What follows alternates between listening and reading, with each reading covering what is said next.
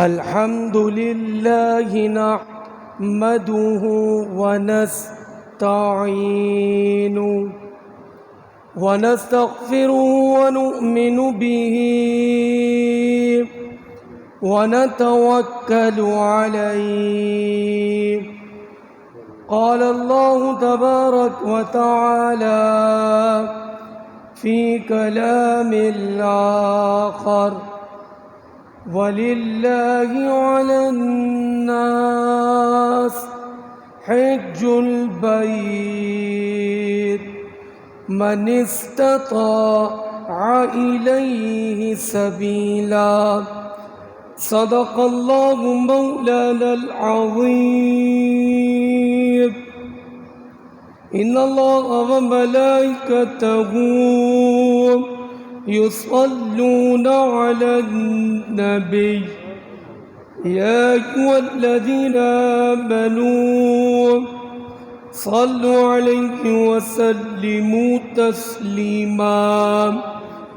اللهم صل على سيدنا ومولانا محمد وبارك وسلم. قصیدہ بردہ شریف. مولایا صلی وسلم دائما ابدا علی حبیبک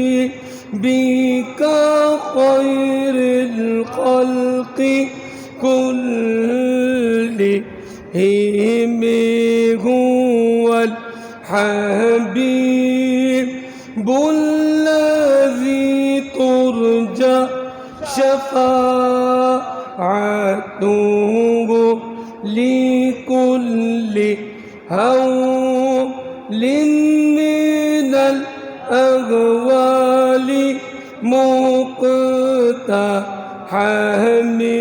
مولاي صل وسلم دائما أبدا على حبيبك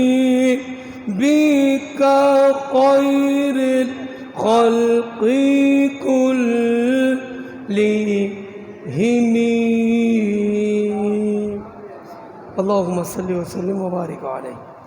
حمد و صلوات کے بعد قرآن مجید فرقان حمید پارہ نمبر 4 کے پہلے صفحے پہلے رکوع سے آیات کا حصہ تلاوت کرنے کی سعادت حاصل کی ہے.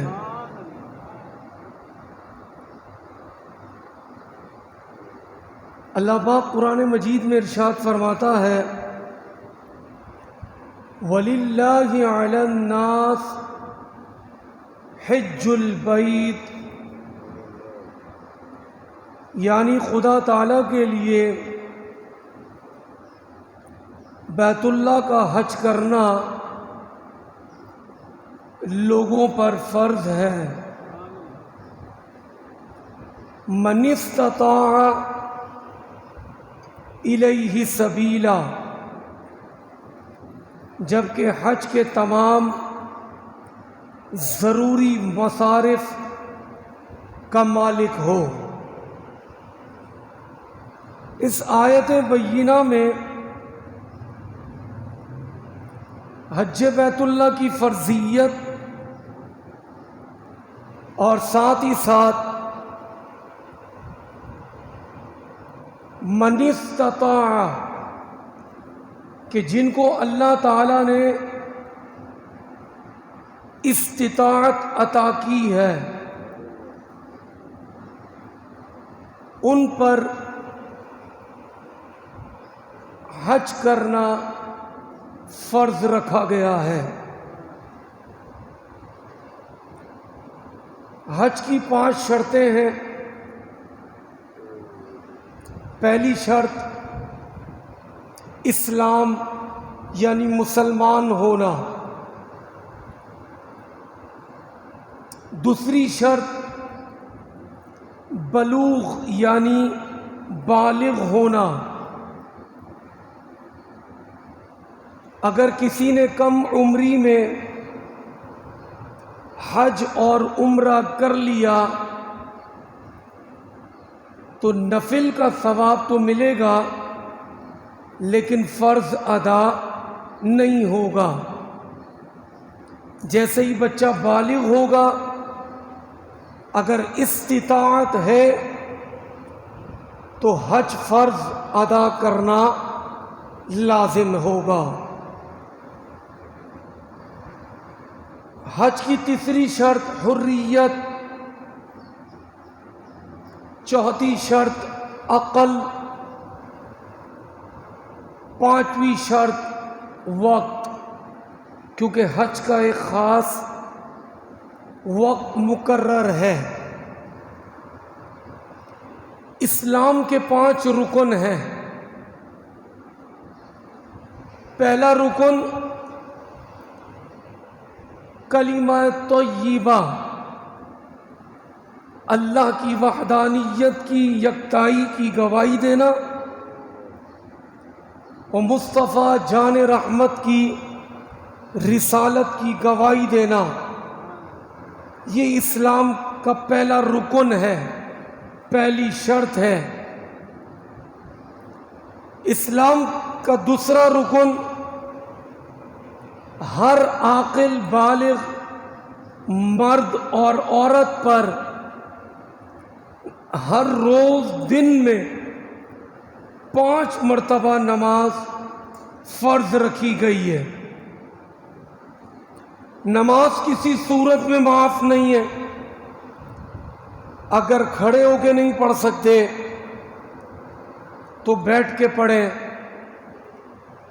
بیٹھ کے نہیں پڑھ سکتے تو لیٹ کے پڑھیں، لیٹ کے نہیں پڑھ سکتے تو اشارے سے پڑھیں. الغرض نماز کسی صورت میں بھی معاف نہیں ہے. اسلام کا تیسرا رکن سال میں 1 مرتبہ رمضان المبارک کے 29 یا 30 جو روزے ملتے ہیں ہر عاقل بالغ مرد اور عورت پر رمضان کے روزے فرض ہیں. اسلام کا چوتھا رکن سال میں 1 مرتبہ صاحب مال ہونا شرط ہے. 7.5 تولہ سونا گولڈ یا پھر 52.5 تولہ چاندی کی رقم موجود ہے اور اس کو سال گزر گیا تو اس مال کی زکوٰۃ دینا یعنی لاکھ پر 2,500 روپے یہ فرض ہے. اسلام کا چوتھا رکن ہے. اسلام کا 5واں اور آخری رکن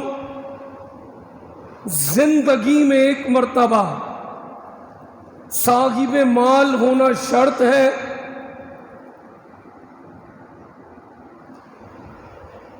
صاحب مال ہونا شرط ہے. جس کو اللہ نے مال دیا تو زندگی میں 1 مرتبہ حج کرنا اس مسلمان پر فرض ہے. تو یہ اسلام کے 5 رکن ہیں. اس میں 5واں اور آخری رکن حج بیت اللہ ہے. اللہ پاک سے ہم دعا کرتے ہیں اللہ پاک زندگی میں بار بار مکہ مدینہ دیکھنا نصیب فرمائے.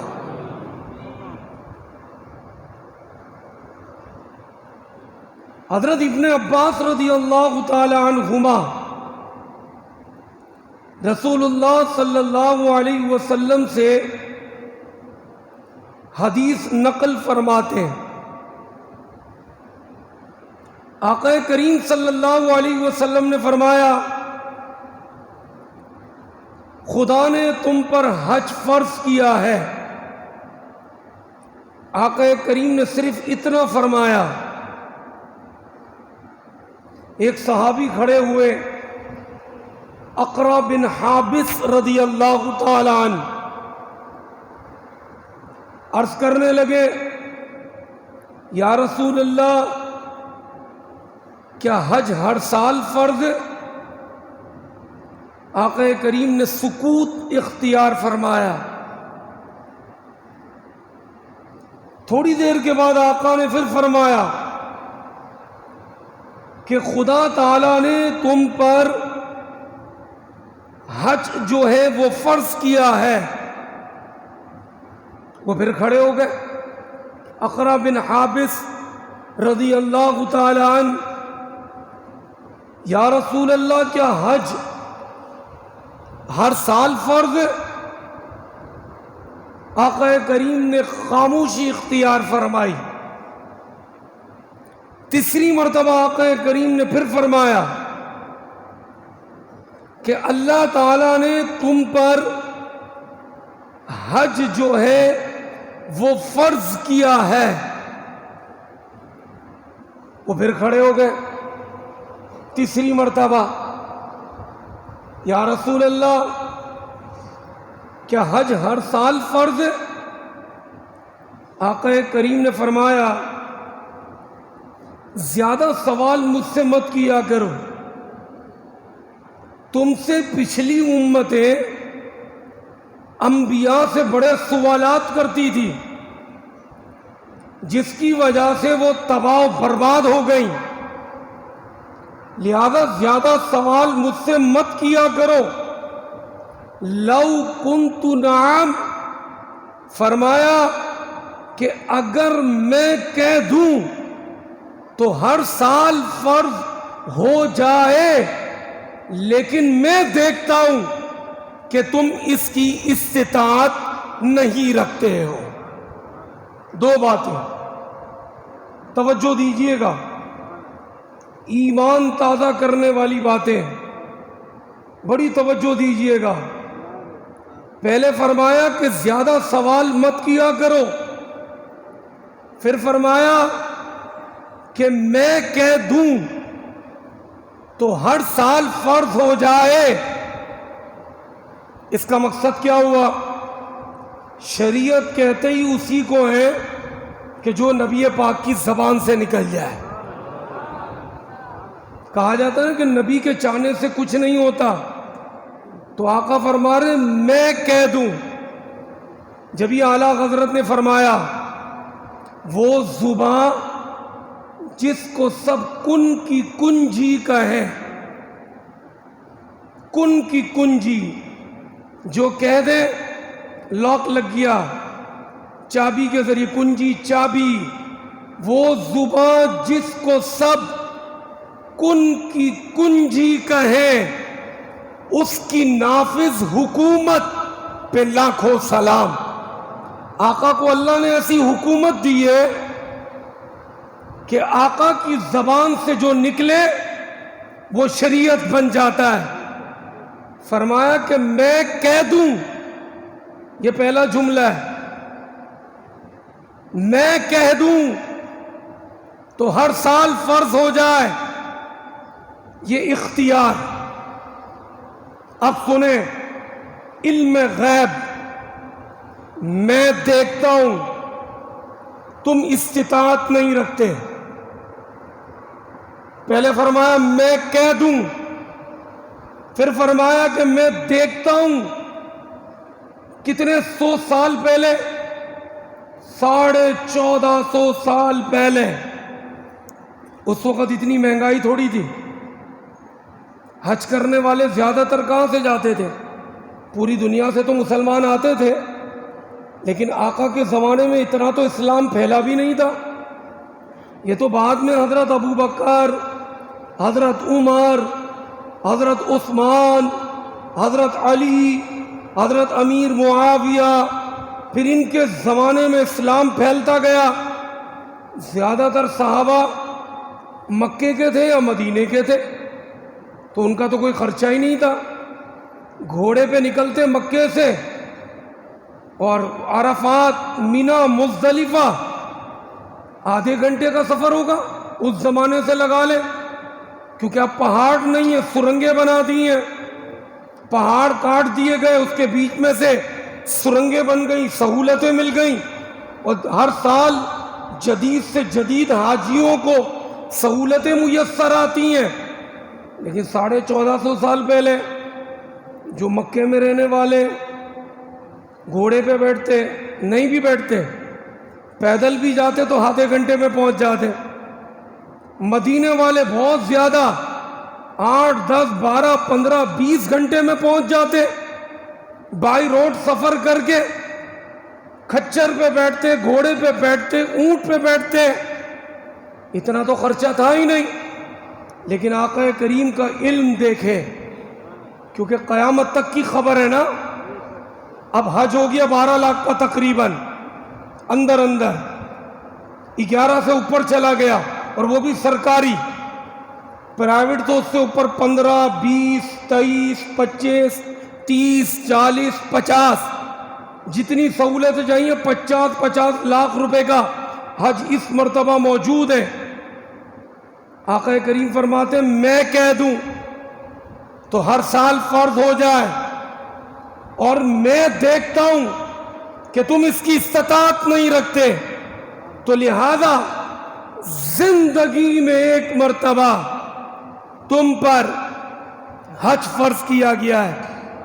اور آقا کریم کا فرمان ہے کہ تم میں سے جس سے ہو سکے نا، اللہ نے استطاعت دی ہے، بار بار آیا کرو مکہ، بار بار اللہ کے گھر آیا کرو. اللہ تبارک و تعالی اس گھر میں آنے کی برکت سے تمہیں غنی یعنی مالا مال کر دے گا. وہ جو حج عمرہ کرنے گئے پوچھ لیں آپ، جب وہ گئے نہیں تھے تو روزی کیا تھی، اور جب ہو کر آئے تو روزی میں کتنی برکت ہو گئی.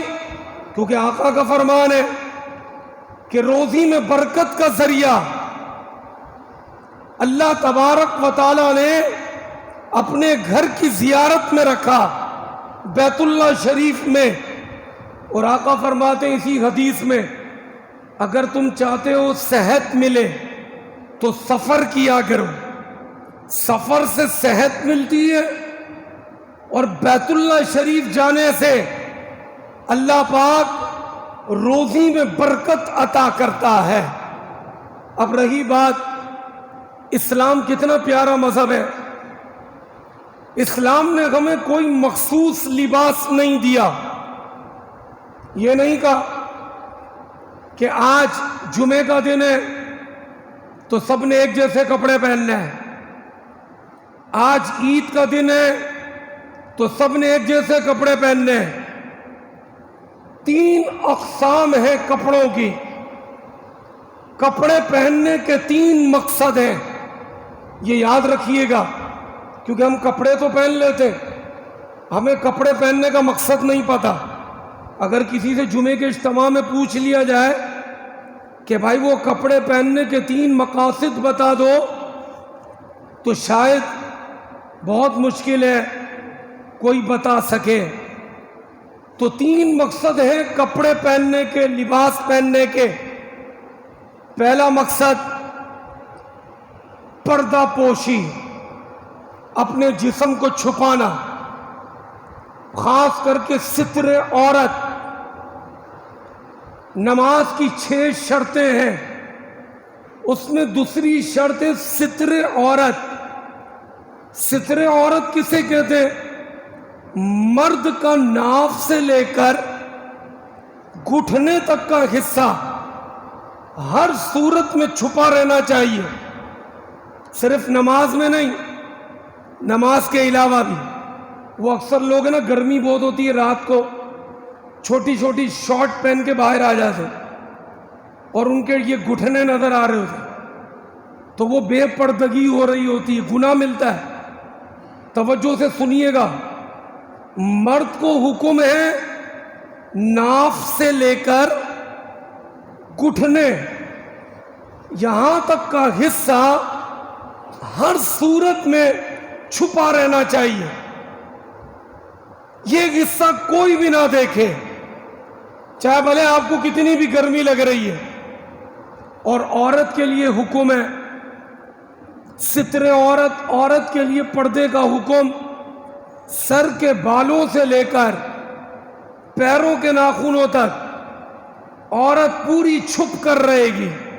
عورت کا پردہ پورا اسلام میں، مرد کا ناف سے لے کے گھٹنوں تک.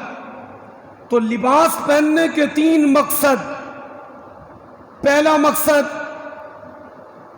پردہ پوشی، تاکہ بندہ ستر عورت اپنے جسم کو ڈھانک سکے.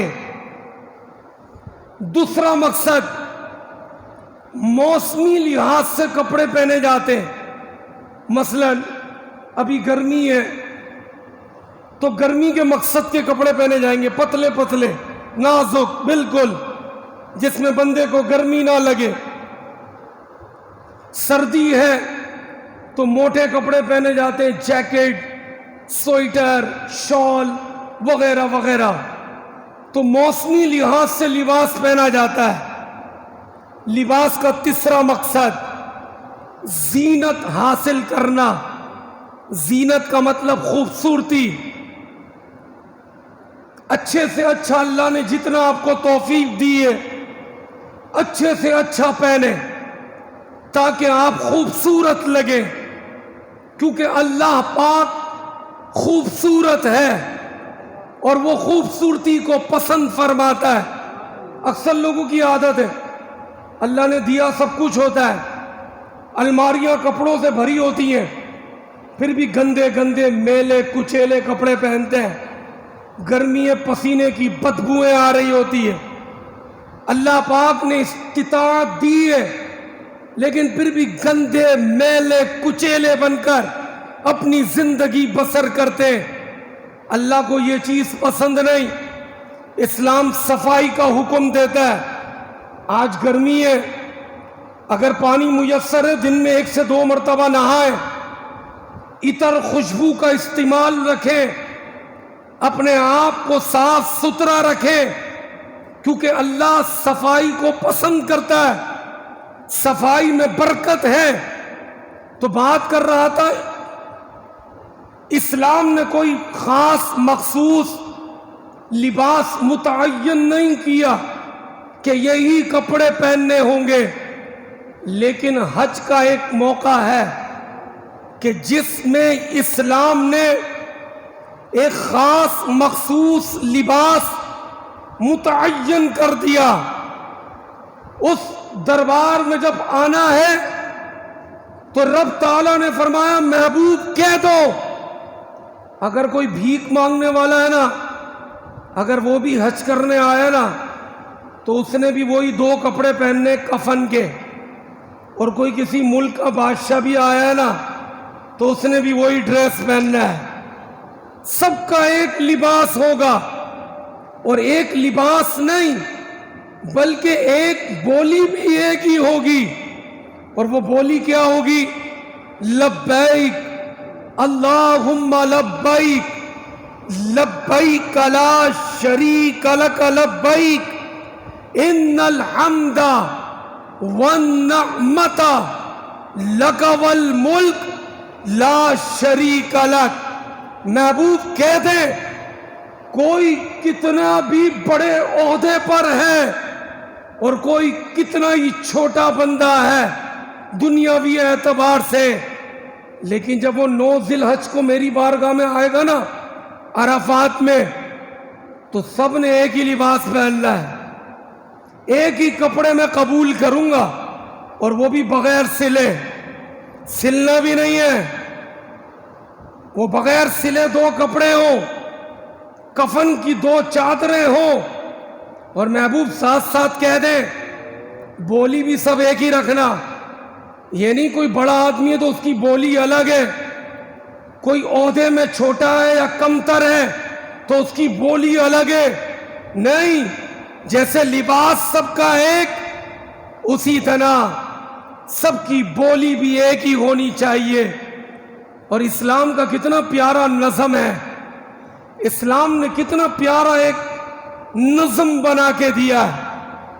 محلے کی سطح پر ہمیں 5 وقت کی نمازیں دے دی ہیں کہ دیکھیں 5 وقت کی نمازوں میں ہم ایک دوسرے سے ملتے ہیں، ملاقات کرتے ہیں. اللہ کی رحمت ہے، اس مسجد میں ملنے کا الحمدللہ ایک بہت اچھا کانسیپٹ ہے.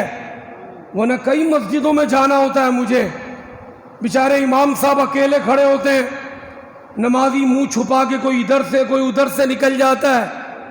یہ اللہ تعالیٰ نے ایک اسلامی نظم دیا.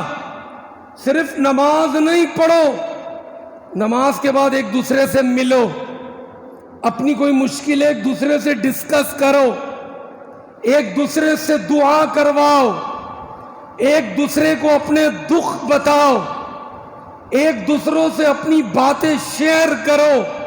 یہ اسلام نے ایک نظم دیا، کیونکہ مرکز جو ہے نا، ہر علاقے کی مرکز جو ہوتا ہے وہ مسجد ہوتی ہے. ہم نے مرکز کسی اور کو بنا لیا، دنیاوی جگہوں کو مرکز بنا لیا. حقیقت میں اسلام ہمیں جو مرکز دیتا ہے، علاقے کا جو مرکز ہوتا ہے وہ مسجد ہوتی ہے. اپنے مرکز سے جڑے رہے.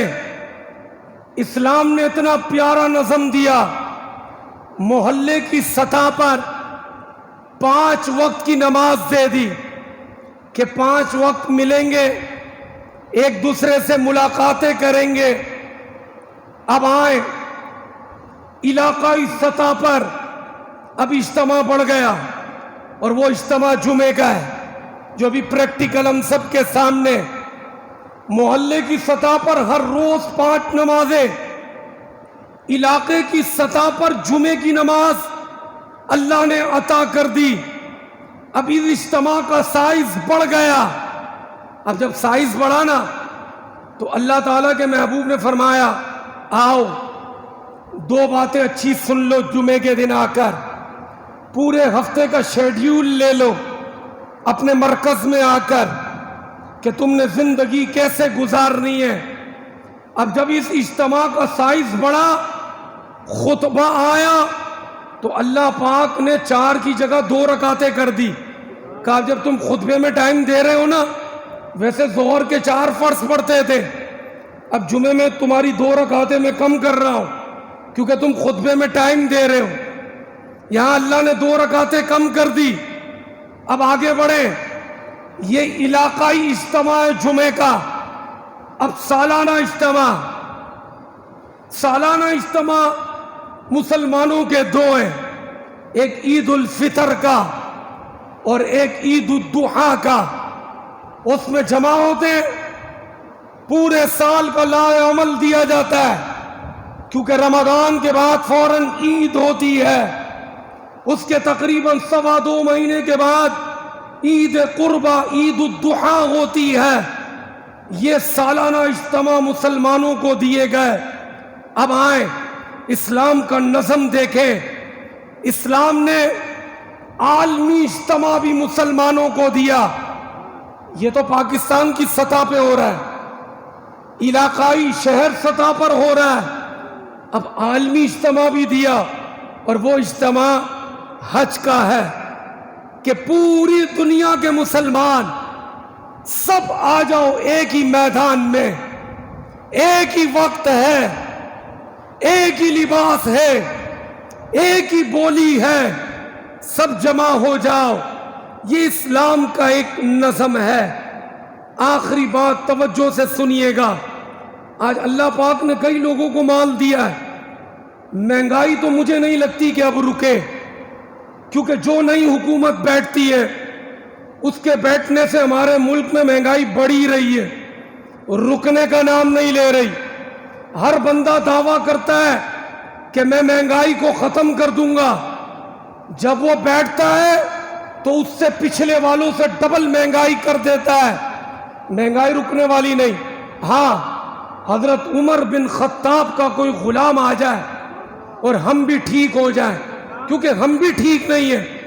ہم حکمراں کو غلط بولتے ہیں، آج معاملہ تو حقیقت میں یہ ہے، جس کے ہاتھ میں انگور نہیں آئے نا وہ کہتا ہے کھٹے، ورنہ سب انگور کھا رہے ہیں، چھوڑ کوئی بھی نہیں رہا ہے۔ اگر ہم ٹھیک ہو جائیں، خدا کی عزت و جلال کی قسم، وہی رب ہے، وہی نبی ہے جو بدر میں 313 کی مدد ہوئی تھی، کوئی سسٹم بدلا نہیں، ہم بدل گئے۔ اگر ہم ٹھیک ہو جائیں یا خدا اپنا فضل کرے، کوئی صلاح الدین ایوبی جیسا آ جائے جو ملک کے اندر جتنے اوپر سے لے کر نیچے تک ڈھیری ہیں ان کا قلع قمع کر دے، تو پھر تو شاید مہنگائی کم ہو سکتی ہے، ورنہ ممکن نہیں لگتا۔ آج 11 لاکھ کا حج ہے تو چانس تو یہی لگتا ہے کہ 12، 13، 15 کا ہو جائے گا، ممکن نہیں لگتا کہ 5 لاکھ کا ہو جائے۔ اللہ کر دے تو اس کے خزانوں میں کوئی کمی نہیں، لیکن اللہ نے جس کو مال دیا وہ دیر نہ کرے، کیونکہ قرآن میں من استطاع، جس کو اللہ نے استطاعت دی وہ آئے، اس پر حج کرنا فرض ہے۔ اب بندہ 2 صورتوں میں سستی کرتا ہے۔ ایک صورت یہ ہے کہ یار 15 لاکھ روپے خرچ کر دوں، اتنی محنت سے کمائیں، ایک 30 دن میں 40 دن میں 15 لاکھ خرچ ہو رہے ہیں، کیونکہ اوپر کے بھی تو اخراجات ہوتے ہیں، صرف جانے آنے کا خرچہ تھوڑی ہے، دیگر اخراجات بھی ہوتے ہیں۔ دوسری بات، میرے پاس ٹائم نہیں ہے، میں اپنے کام میں اتنا بیزی ہوں، حج فرض ہو چکا ہے۔ آقا کریم کا فرمان کہ جس پہ حج فرض ہو گیا اس کے باوجود وہ حج نہیں کرتا، اگر وہ میرا امتی یہودی مرے یا نصرانی ہو کر مرے، مجھے اس سے کوئی غرض نہیں ہے۔ آقا کریم نے وعید بیان کی اس کے لیے کہ جس کو اللہ نے استطاعت دی، اس کے باوجود وہ حج پہ نہیں جاتا، کیونکہ حج کے لیے استطاعت ہونا شرط ہے، مال ہونا شرط ہے، اور جس کے پاس مال ہے نہیں جاتا۔ آقا کریم نے فرمایا وہ یہودی مرے، عیسائی ہو کے مرے، ہمیں کوئی غرض نہیں ہے، کیونکہ وہ حج پہ کیوں نہیں جاتا؟ اللہ نے مال دیا ہے، اس پر حج کرنا ایک مرتبہ زندگی میں فرض ہے۔ اللہ تعالیٰ سے دعا ہے اللہ پاک جس کو اللہ نے استطاعت دی زندگی میں ایک مرتبہ اور بار بار حج کی سعادت نصیب فرمائے۔